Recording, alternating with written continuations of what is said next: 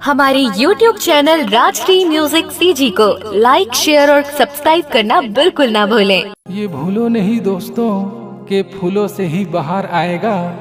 ये पूछो नहीं दोस्तों के शनि के बाद इतवार आएगा।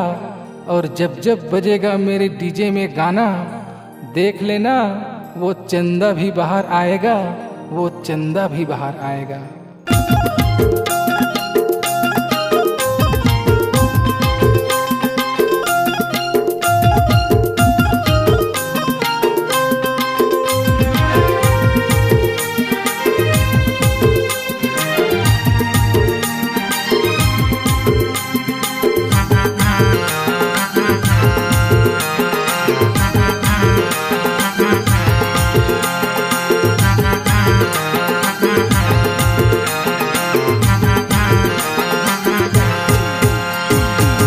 आगे रे मोरे चंदा के पारा, थोकी डीजे बजा देना।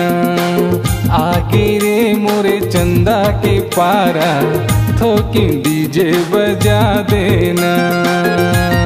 मुची मुची हंसे चंदा पाचू पर है बंदा, हे मुची मुची हंसे चंदा पाचू पर है बंदा। निकल चंदा आगे रे मोरे चंदा के पारा, थोकी डीजे बजा देना। आगे रे मोरे चंदा के पारा, थोकी डीजे बजा देना।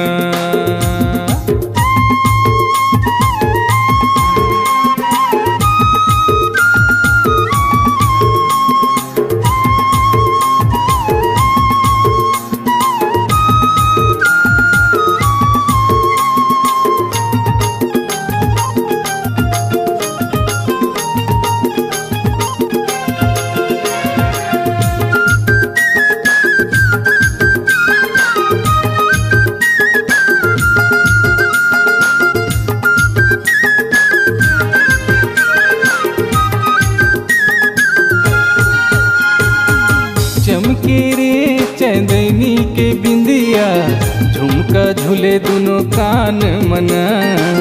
झुमका झूले दोनों कान मना।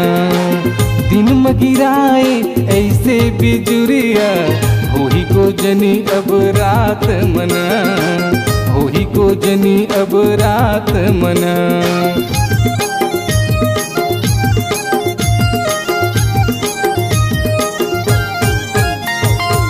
चमके रे चंदनी के बिंदिया, झुमका झूले दोनों कान मना।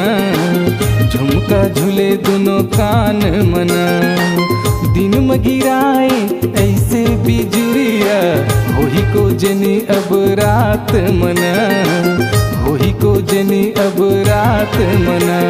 सुनना जी ए बड़े कौन इला ग्रहण धरे, हे सुनना जी ए बड़े कौन इला ग्रहण धरे। आही छोटे टेंशन बदले, आगे रे मोरे चंदा के पारा, थोकी डीजे बजा देना।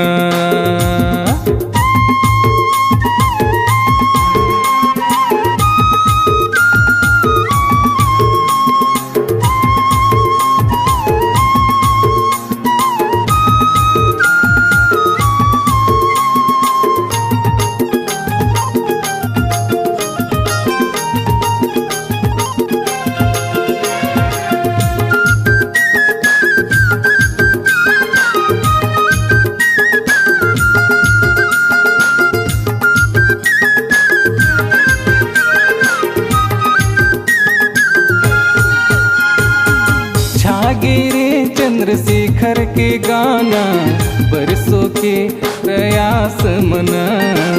बरसों के प्रयास मना। मनमोहक आवाज दिए है, राजश्री स्टूडियो के कमाल है ना। रवि भाई के मिक्सिंग कमाल है ना।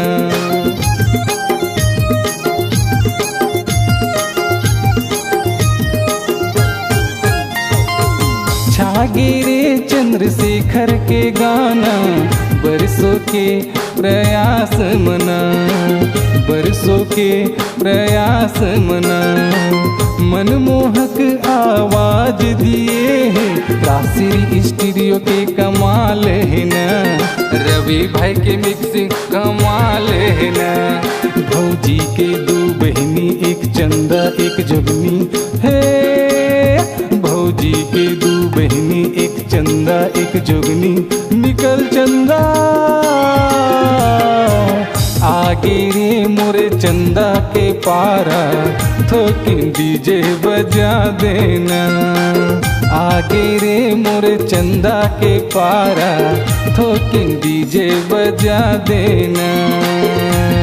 मुची मुची हंसे चंदा पाछू पर है बंदा है, मुची मुची हंसे चंदा पाछू पर है बंदा, निकल चंदा आगे रे मोरे चंदा के पारा, थोकिन डीजे बजा देना, आगे रे मोरे चंदा के पारा, थोकिन डीजे बजा देना, आगे रे मोरे चंदा के पारा, थोकिन डीजे बजा देना। दिल की आवाज सुनने वाले, अपने आवाज से पहचान बनाने की ललक और अपना टैलेंट लोगों तक पहुंचाने के लिए आए राजश्री म्यूजिक स्टूडियो, जहां गाने और वीडियो की बेहतरीन रिकॉर्डिंग की जाती है।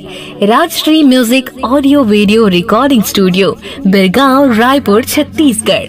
अधिक जानकारी के लिए कॉल करें 8085048130 और 7999776763 पर।